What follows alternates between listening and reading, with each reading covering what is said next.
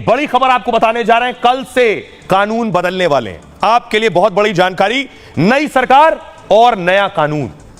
नया कानून कल से लागू हो रहा है। क्या क्या बदलाव किए गए ये आपको बताने जा रहा हूं। कहां कहां और कैसे आप एफआईआर करा सकते हैं, कैसे तेजी आएगी अब सजाओं में, बहुत सी चीजों में बदलाव आने वाले हैं नए कानून में। देखिए जरा, देश भर में 3 नए कानून लागू हो जाएंगे। 3 इन कानूनों को सरकार ने 2023 में पास किया था, लेकिन 1 जुलाई से लागू करने का फैसला किया गया है।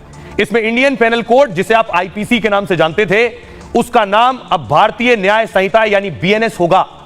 जिसे आप क्रिमिनल प्रोसीजर कोड यानी सीआरपीसी के नाम से जानते थे, उसका नाम अब भारतीय नागरिक सुरक्षित संहिता यानी बीएनएसएस होगा।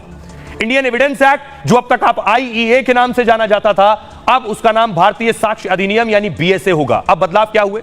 तीनों पुराने कानून अंग्रेजों के जमाने में बनाए गए थे, जिन्हें बदलने की मांग बरसों से की जा रही थी। नए कानूनों को प्रोग्रेसिव बताया जा रहा है। सबसे पहले देखिए अब क्या होगा एफआईआर कराने में।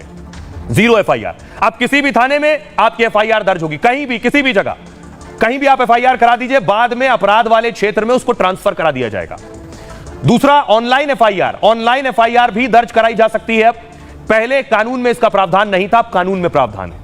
ऑनलाइन केस होंगे। 2027 तक सभी कोर्ट ऑनलाइन हो जाएंगे। केस का जो स्टेटस है वो भी आप ऑनलाइन देख सकेंगे, अभी भी देख सकते हैं, लेकिन हर जगह का नहीं। एसएमएस से आपको समन भेजा जा सकेगा। समन के लिए एसएमएस का इस्तेमाल होगा। पहले कानून में इसका कोई जिक्र नहीं था। चार्जशीट, 90 दिन में चार्जशीट दाखिल करना अनिवार्य होगा, वो अभी भी है, लेकिन स्पेशल केस में 180 दिन में चार्जशीट जरूरी है। गंभीर अपराध 14 दिन में जांच हर हाल से पूरी करनी होगी। रेप पीड़िता की रिपोर्ट 7 दिन में आएगी। गंभीर अपराध में फॉरेंसिक जांच जरूरी होगी। 7 साल की सजा वाले अपराध गंभीर अपराध की श्रेणी में आएंगे। 7 साल और उससे ऊपर कि जिनमें सजाएं वो गंभीर अपराध माने जाएंगे। 45 दिन में फैसला। अब फैसले लटकाए नहीं जा सकेंगे। सुनवाई के बाद 45 दिनों के अंदर फैसला होगा। पहली सुनवाई के 60 दिन के भीतर आरोप तय करने होंगे। गैंगरेप, 20 साल की सजा या फिर उम्र कैद होगा गैंगरेप में। नाबालिग से गैंगरेप पर मौत की सजा भी है। झूठा वादा कर संबंध बनाना, इस केस में 10 साल की सजा होगी। इसे नए कानून में परिभाषित किया गया है। शादी, रोजगार, प्रमोशन का झांसा देना महंगा पड़ेगा।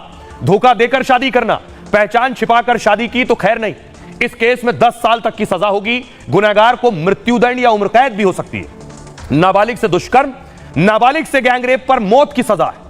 दहेज हत्या पर नए कानून में दहेज हत्या परिभाषित है। 7 साल से आजीवन कारावास तक की सजा हो सकती है। मॉब लिंचिंग, पीट पीट कर मारना, दोषी को मौत की सजा भी इसमें हो सकती है। कम से कम 7 साल की सजा और जुर्माना होगा। राजद्रोह नहीं, देशद्रोह। राजद्रोह की जगह देशद्रोह कानून होगा और देश के खिलाफ बोलने पर यह देशद्रोह लगेगा। भड़काऊ भाषण दिया तो हेट स्पीच पर 3 साल की सजा और जुर्माना है। धर्म वर्ग के खिलाफ अगर भाषण दिया तो 5 साल की सजा है। गैर इरादतन हत्या, गैर इरादतन हत्या के 2 हिस्से में इसे बांटा गया है। जैसे इरादा नहीं है, गाड़ी से कुचलकर अगर भाग गए तो फिर 10 साल की सजा है। भगोड़ा कोई है, अनुपस्थिति में भी उस पर केस चलेगा, सुनवाई होगी और सजा भी सुनाई जाएगी। कुर्की, कोर्ट को ही अब केवल कुर्की का अधिकार है, पुलिस को कुर्की का अधिकार नहीं होगा। ये सारे बदलाव कल से लागू हो रहे हैं। सुनिए जरा सियासतदान क्या कह रहे हैं। अंग्रेजों के जमाने से चले आए आईपीसी अर्थात भारतीय दंड संहिता, भारतीय साक्ष्य अधिनियम, सीआरपीसी, ये सारे नियम बदलते हुए नए प्रकार के कानून लागू होने वाले हैं। इन कानूनों के माध्यम से, जैसे उदाहरण के लिए, अब अपराध दंड संहिता के बजाय न्याय संहिता की बात की जाएगी।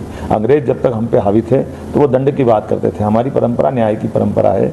यशस्वी प्रधानमंत्री के नेतृत्व में ये तीनों कानून पूरे देशवासियों के लिए अपने उनके जीवन में अंगीकार होंगे और उससे सुविधा मिलेगी। पहली बार इंडियन सॉवरेनिटी के तहत हर एक भारतीय के लिए बहुत ही गर्व की बात है कि जो हमारे दिमाग में जो डीकोलोनाइजेशन रहा है, एक ब्रिटिश रूल का जो एक कॉन्टेक्स्ट रहा है और एक उसका जो कॉम्प्लेक्स हमारे में रहा है, उससे हमें आज़ादी दी जा रही है। तो ये बहुत ही शुभ दिन है, ज़रूरी दिन है। जो गृह मंत्रालय ने और कानून मंत्रालय ने बहुत शोध करके ये बदलाव किया है, हम सब इसका वेलकम करते हैं और इससे आने वाले समय में क्रिमिनल जस्टिस सिस्टम के अंदर और प्रपक्ता आएगी और जल्दी से लोगों को इंसाफ मिलेगा। आइए एक और खबर आपको बताने जा रहा हूं। अच्छी खबर है, देश को नए आर्मी चीफ मिल गए। सेना के नए कमांडर उपेंद्र द्विवेदी साहब, तस्वीर में आपको दिखाऊं, ये आप देख रहे हैं जिस वक्त पुराने आर्मी चीफ नए आर्मी चीफ को पद ग्रहण कराते हैं, यानी सेना प्रमुख का। अगली तस्वीर देखिए जरा। आर्मी चीफ को मनोज पांडे साहब को गार्ड ऑफ ऑनर दिया गया, पूर्व आर्मी चीफ को। फुल स्क्रीन लीजिए जरा और देखिए किस तरह से विदाई समारोह का हिस्सा होता है।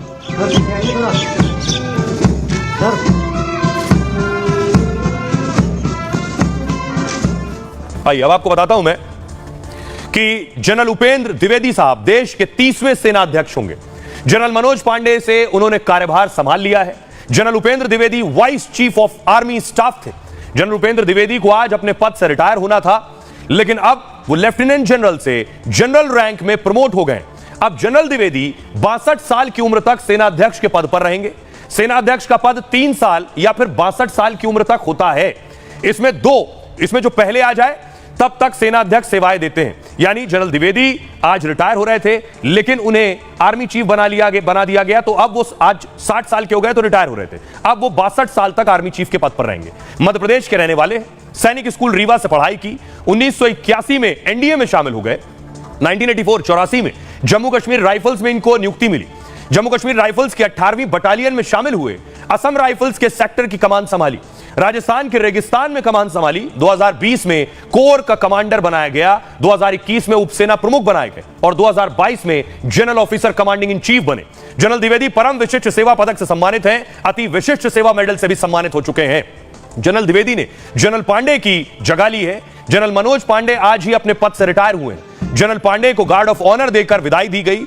जनरल मनोज पांडे 26 महीने तक देश के सेना अध्यक्ष रहे। जनरल पांडे को 1 महीने का एक्सटेंशन भी मिला था, क्योंकि चुनाव के दौरान उन्हें एक्सटेंशन दिया गया था। उन्हें इसी साल 31 मई को रिटायर होना था। जनरल द्विवेदी के सेना अध्यक्ष बनने के बाद एक नया रिकॉर्ड भी बन गया। इस तस्वीर को बहुत ध्यान से देखिए। देश के इतिहास में पहली बार हो रहा है 2 सेनाओं के प्रमुख क्लासमेट हैं, एक साथ पढ़े हुए, एक ही क्लास में दोनों। नौसेना प्रमुख एडमिरल दिनेश त्रिपाठी जनरल उपेंद्र द्विवेदी के क्लासमेट रहे। नौसेना प्रमुख दिनेश त्रिपाठी और आर्मी चीफ द्विवेदी 5वीं क्लास में साथ साथ थे। दोनों 1970 के दशक की शुरुआत में 5वीं क्लास में एक साथ पढ़ते थे। तो ये एक खास जानकारी है। आइए खबरों में आगे बढ़ते हैं। आज की एक और बड़ी खबर है जिसकी फिक्र पूरी दुनिया कर रही है। देखिए जरा, खबर यह है कि आखिर सुनीता विलियम्स अंतरिक्ष से कब लौटेंगी। वहां फंसी हुई हैं, वहां से अब तक आ नहीं सकी है। सुनीता विलियम्स की आप तस्वीर देख रहे हैं। भारतीय मूल की सुनीता विलियम्स हैं, तो भारतीयों का एक अलग कनेक्शन भी उनके साथ है कि एक हमारा अपना अंतरिक्ष में फंसा हुआ है, कैसे वो वापस आएगा उसके लिए दुआएं और प्रार्थना भी हो रही है। अगली तस्वीर दिखाऊं मैं आपको। ये आप देख रहे हैं, ये अंतरिक्ष की तस्वीर है उनकी। अंतरिक्ष में है, किस तरह से रह रही है। वहां गई थी अंतरिक्ष में खास मकसद के साथ। नासा का एक बड़ा मिशन था, लेकिन वो मिशन क्या बीच में अटक गया है। कहा जा रहा है जिस यान में सुनीता विलियम्स हैं, अगर इस यान से जो गैस लीक हो रही है, ये यान नीचे धरती पर आता है तो बीच में आग का गोला बन जाएगा, उसमें धमाका हो सकता है। जरा रिपोर्ट देखिए।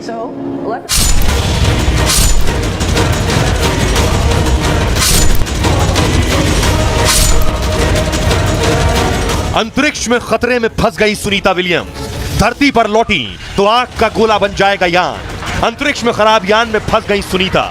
20 से ज्यादा दिनों से सुनीता खराब यान के साथ अंतरिक्ष में फंसी हुई है। नासा की तमाम कोशिशों के बाद भी अंतरिक्ष यान अभी भी खराब हालत में खड़ा है। हर नए दिन और नए घंटे के साथ सुनीता की मुसीबत बढ़ती जा रही है। अब सवाल यह है कि अंतरिक्ष में फंसी सुनीता कब धरती पर लौटेंगी। अब मैं आपको बताऊं, सुनीता जिस यान में गैस लीक हो रही है, वो यान